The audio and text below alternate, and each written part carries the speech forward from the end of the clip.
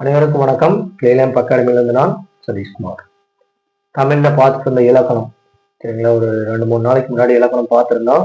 அதோட ஸ்டாப் பண்ணிட்டோம். Maths class போயிட்டோம். இப்போ தமிழ்ல பார்த்தீங்கன்னா எழுத்து சொல் பார்த்துருந்தோம் சரிங்களா. அதுக்கடுத்து நம்ம கொடுத்துருக்கிறது என்ன அப்படின்னா ரொம்ப இம்பார்ட்டண்டான பார்ட் தொழிற்பெயர் சரிங்களா. தொழிற்பெயர்ல பார்த்தீங்கன்னா மேக்ஸிமம் எப்படியும் ஒரு கொஸ்டின் கேட்டுறாங்க. ஒவ்வொரு டைம் கேட்கறது இல்லை, ஒவ்வொரு டைம் கண்டிப்பாக என்ன அப்படின்னா கொஸ்டின் கேட்டுறாங்க சரிங்களா. தொழிற்பெயர் அப்படிங்கிறது என்னன்னு பாருங்க.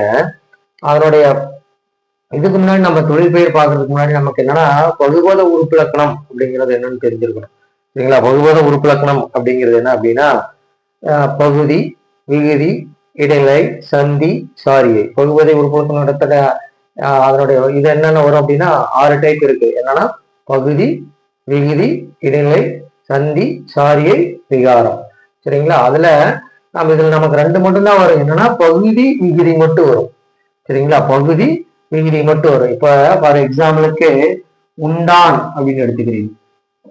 உண்டான் அப்படின்னு எடுத்துக்கிறீங்க சரிங்களா. உண்டான் அப்படிங்கிறதுல ஃபர்ஸ்ட் உன் அப்படி உன் பிளஸ் இட்டு பிளஸ் ஆன் அப்படின்னு பிரிக்கலாம் சரிங்களா. அதுல உன் அப்படின்றது பாத்தீங்களா இது பகுதி, ஆன் அப்படின்றது பாத்தீங்களா இது விகுதி. இந்த இட்டு என்ன அப்படின்னா இடைநிலை. புரிஞ்சுக்க நல்லா. ஒரு சொல் எடுத்துக்கிறோம் அப்படின்னா அதுல உண்டான் அப்படின்றதுன்னா அதை பிரிக்கிறோம் எப்படின்னா one plus it plus on அப்படின்னு சொல்லி பிரிக்கிறோம். அதுல உன் அப்படின்றது பகுதி ஃபர்ஸ்ட் வர்றது. அது என்னன்னு சொல்லலாம்னா முதநிலை அப்படின்னு கூட சொல்லலாம். ஃபர்ஸ்ட் வர்றதுனால முதநிலை. இது கடைசியில வருது இறுதி நிலை அப்படின்னு கூட சொல்லிடலாம் சரிங்களா. அதான் பகுதி, இது விகுதி. வேற என்ன மாதிரி சொல்லலாம் முதல் நிலை, இறுதி நிலை. அதனாலதான் இது என்ன சொல்றோம் அப்படின்னா இடைநிலை அப்படின்னு சொல்லி சொல்றோம் சரிங்களா. இப்ப இதுல பாருங்க தொழிற்பெயர் அப்படின்னா ஒரு வினை.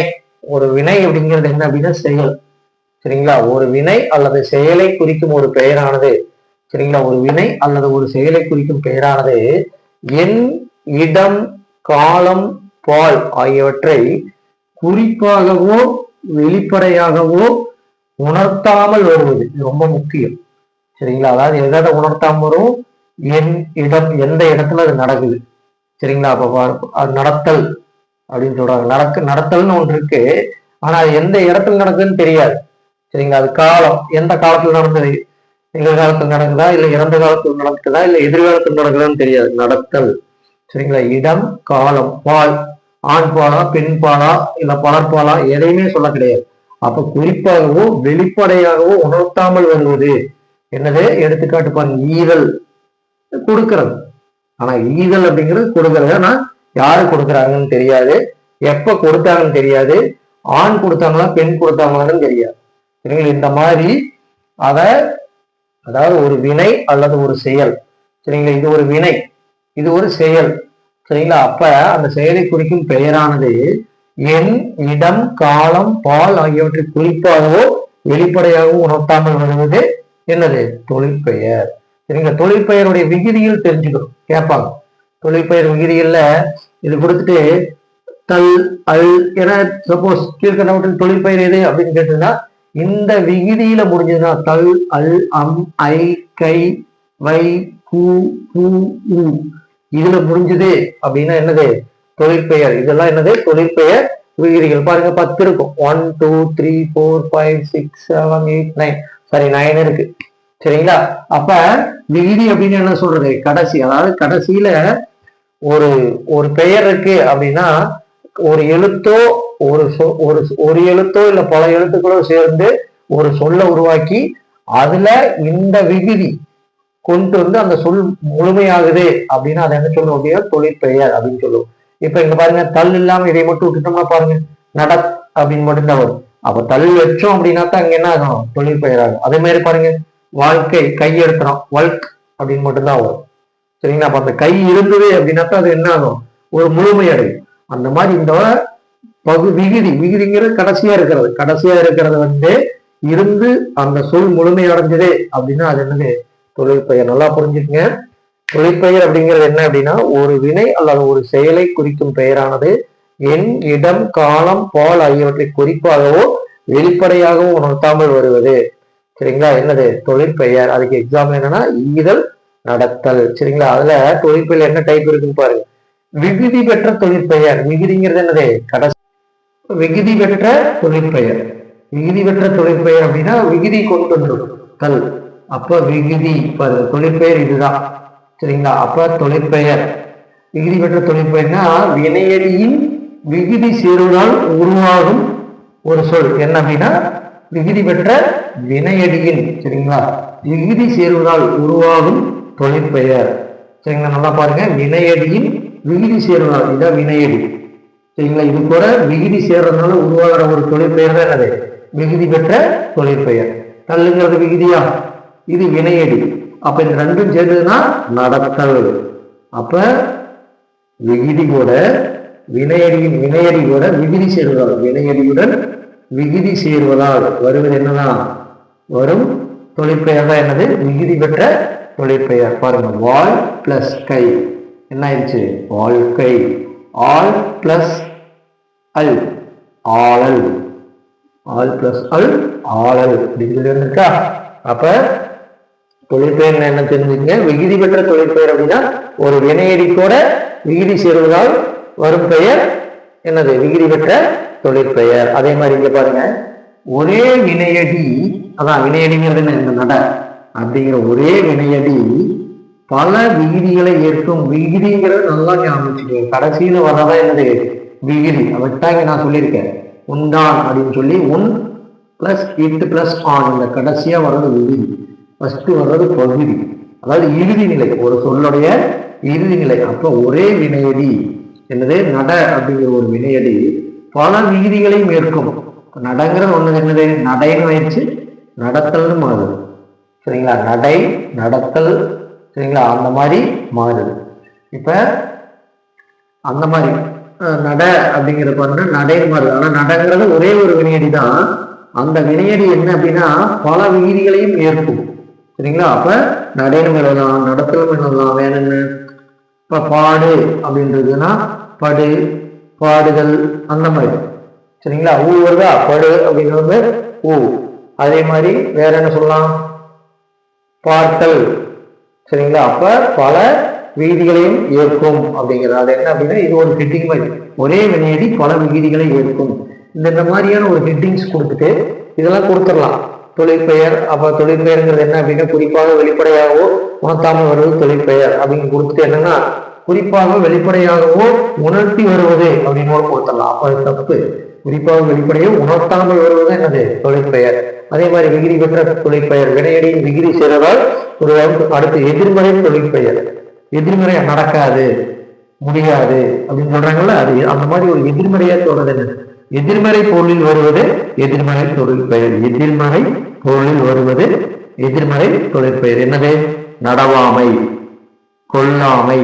அப்ப இதெல்லாம் வருதுன்னா இங்க என்ன வருது? ஐ விகுதி வருது. புரியுதுங்களா? இந்த ஐ விகுதி வந்தாலே அது என்னது? தொழிற்பெயர். அப்போ பாருங்க, ஐ வந்திருக்கா விகுதி கடைசியில. நடவாமை, கொல்லாமை, இந்த மாதிரி எதிர்மறை பொருள்ல வர்றது, அதாவது அதான் என்ன சொல்லியிருக்காங்க, எதிர்மறை பொருளில் வருவது எதிர்மறை தொழிற்பெயர். சரிங்களா? அடுத்தது முதல் நிலை திரிந்த தொழிற்பெயர். நாம இங்கேயே பார்த்தோமா? இது என்னது? முதல் நிலை, இது இறுதி நிலை, இது இடைநிலை. அப்போ முதல்நிலை திரிந்த தொழிற்பெயர் அப்படின்னு என்னன்னா முதல்நிலை திரிஞ்சு வந்திருக்கும். அதான் என்னது? முதல்நிலை திரிந்த தொழிற்பெயர். பாரு, விகுதி பெறாமல், கடைசி பாட்டு இருக்காது, இறுதி நிலை இருக்காது. விகுதி பெறாமல் வினைப்பகுதியே தொழிற்பெயர் ஆகுதல்.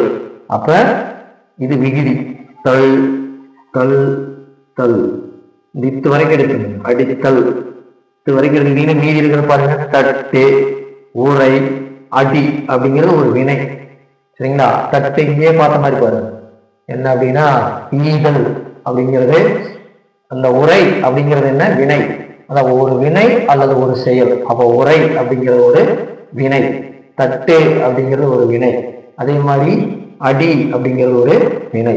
அப்ப முதல்நிலை தொழிற்பெயர் அப்படின்னா விகுதி பெறாமல் வினைப்பகுதியை தொழிற்பெயராகுதல். அப்ப தட்டு, உரை, அடி, இதுவே என்ன ஆயிடுச்சு? ஒரு தட்டு ஊ வருதா, உரை ஐ வருதா, அடி பாருங்க எல்லாமே இது வரும் பாருங்க, அடி. அப்ப இந்த மாதிரி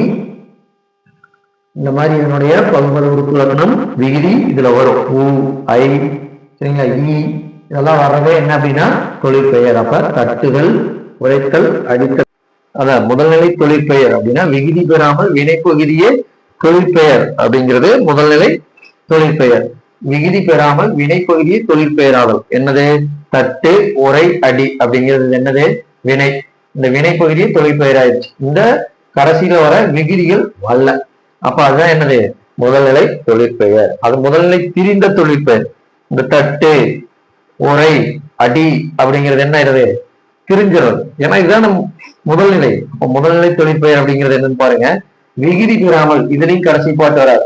முதல்நிலை திரிந்து, அப்ப இந்த ஃபர்ஸ்ட் ஒன் அப்படிங்கிறது திரிந்து வரும் பெயர் தொழிற்பெயர் முதல்நிலை திரிந்த தொழிற்பெயர். அப்ப என்னது? கேடு. இங்க கெடுதல் அப்படிங்கிறது வந்து தொழிற்பெயர். சரிங்களா? அதுல முதல்நிலை எது? இந்த கெடு, இந்த சுடு. அப்ப இந்த கெடு, சுடு அப்படிங்கிறது முதல்நிலை.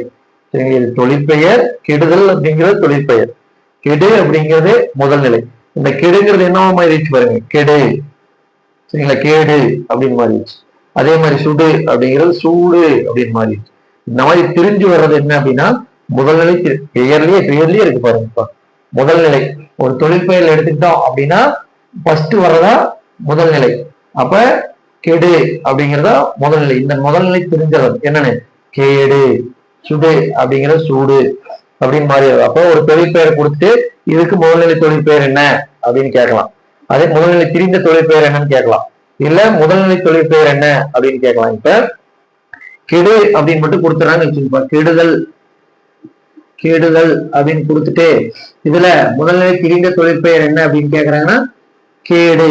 அதே மாதிரி என்ன கேட்கலாம்? முதல்நிலை தொழிற்பெயர் என்ன அப்படின்னு சொல்லி கேட்கலாம். அப்ப கெடு அப்படிங்கிறத வந்து என்னது? முதல்நிலை தொழிற்பெயர். அதே மாதிரி எதிர்மறை. அப்ப எதிர்மறை தொழிற்பெயர் அப்படின்னா கெடாமல், இல்ல கெடா என்ன சொல்றது? கெடாமல் அப்படிங்கிறது கூட வந்து எதிர்மறையா வராது. இப்ப நட அப்படின்னு இதை எடுத்துட்டு அப்படின்னா நடவாமை. இந்த மாதிரி எதிர்மறை ஏதாவது ஒரு தொழிற்பெயர் கொடுத்து அதை மாற்ற சொல்லலாம். சரிங்களா? அடுத்து ஒன்னே ஒண்ணுதான் இருக்கு. வினையால் அணையும் பெயர். அதை பார்த்துட்டோம் அப்படின்னா இந்த இலக்கண பாட்டு என்ன நமக்கு பினிஷ் ஆயிடும். சரிங்களா? வீடியோஸ் நல்லா தெரியல அப்படின்னா லேண்ட்ஸ்கேப்ல வச்சுக்கோங்க. குவாலிட்டி இன்க்ரீஸ் பண்ணி பாருங்க. சரிங்களா? வேற ஒரு நல்ல வீடியோ பார்ப்போம். தேங்க்யூ.